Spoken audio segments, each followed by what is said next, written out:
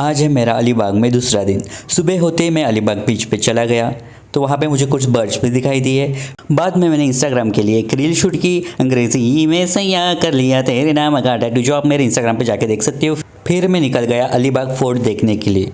Alibag fort को जाने के लिए आपको अलीबाग बीच से बोट मिल जाएगी। अलीबाग का जो बोट क्लब है वो आपको बोट अवेलेबल करा देगा, वहाँ पे आप टिकट निकाल सकते हो। There are lots of water activities you can enjoy at the Alibag beach as you can see. फिर हम निकल पड़े अलीबाग फोर्ट की ओर, जिसे कुलाबा फोर्ट भी कहा जाता है, और ये अंकल ने हमें टाटा बाय बाय किया।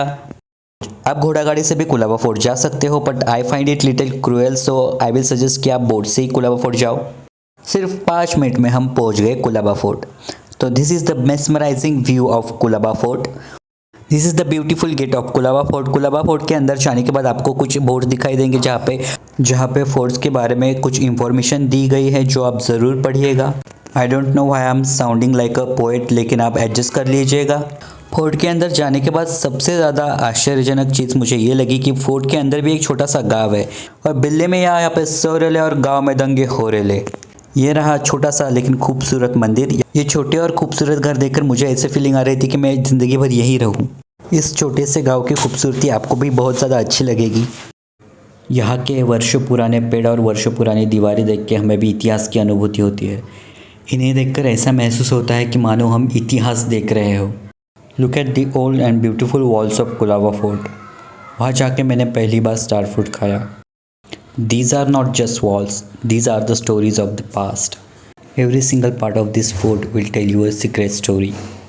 The story of war, the story of love and the story of life. Fort के अंदर ही एक आर्टिफिशियल तालाब बनाया गया है, जो उस टाइम पे लोगों की पानी की आवश्यकताएं पूरी करता होगा।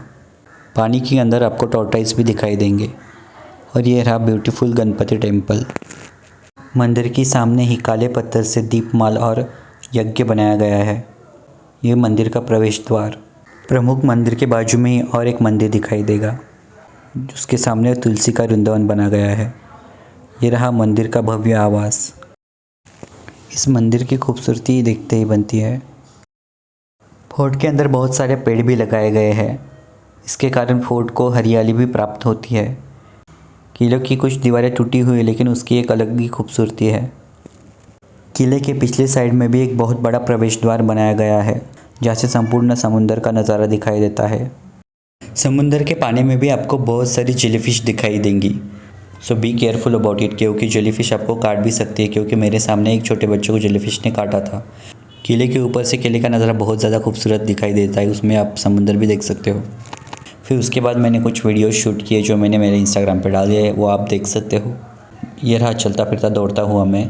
यही वही तालाब है जो हमने अलग साइड से देखा था। देखिए कितना खूबसूरत है किले का नज़ारा। किले के अंदर रहने वाले लोग वाइल्ड फ्रूट्स बेच के अपना गुजारा करते हैं, तो अगर आप जहाँ जाते हो तो यहाँ के फ्रूट्स ज़रूर ट्राई करेगा, आपको बहुत पसंद आएंगे। यू विल सी सम कौवे एंड मुर्गे just chilling on the well.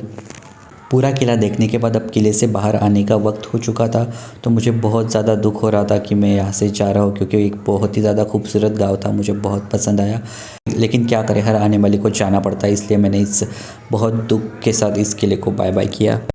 किले के मुख्य द्वार से बाहर आने के बाद जहाँ पे मैं उतरा था, वहीं से मैंने फिर बोट किया और मैं निकल पड़ा अलीबाग बीच की ओर।